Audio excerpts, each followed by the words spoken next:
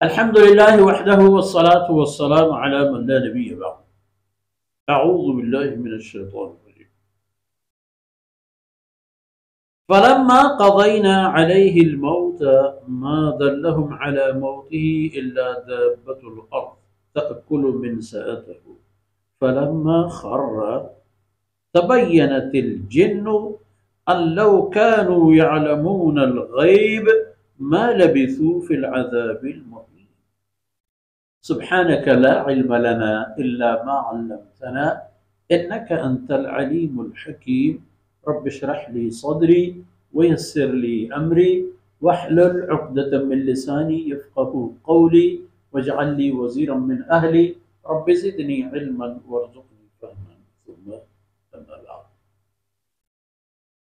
گرامی قدر بھائیوں بہنوں اور پیارے بچوں، سیدنا سلیمان علیہ السلام کا ذکر خیر اور ان پر اللہ رب العزت کی عظیم الشان نعمتیں اور اللہ رب العزت کی اس عظیم انسان کی اللہ رب العزت کی نعمتوں کا شکر، تذکرہ اور بیان، یہ باتیں ہو رہی تھی.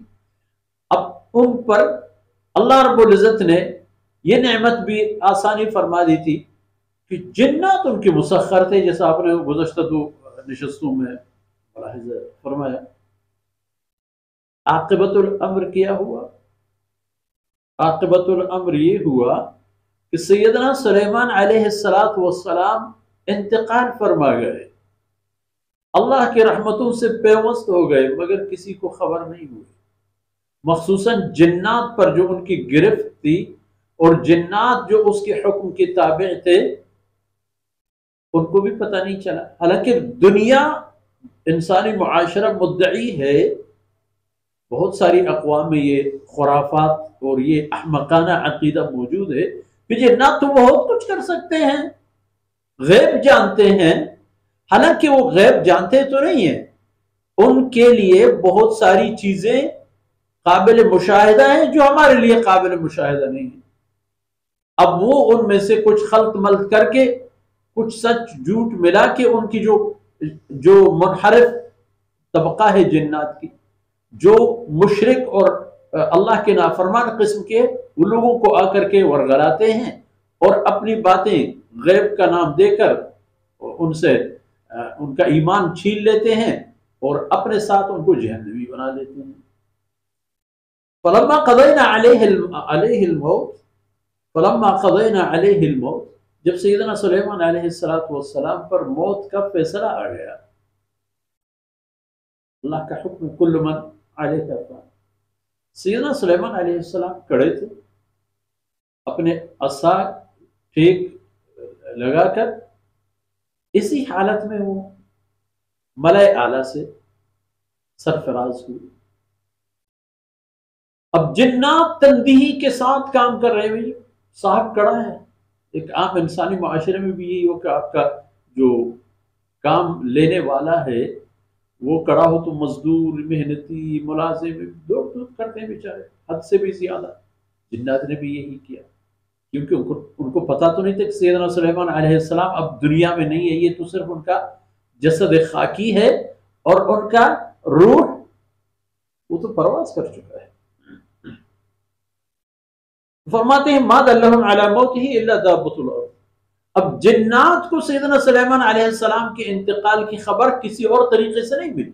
وہ دیمک نے جو ان کی عصا کی لاٹھی کو چاٹ کے کاٹ کے ہضم کر دیا تھا، ختم کر دیا تھا. اب لاٹھی میں وہ سکت نہیں رہی تھی کہ وہ سیدنا سلیمان علیہ السلام کے جسد کے بوجھ، آپ کے جسم مبارک کے بوجھ تحمل کر سکے.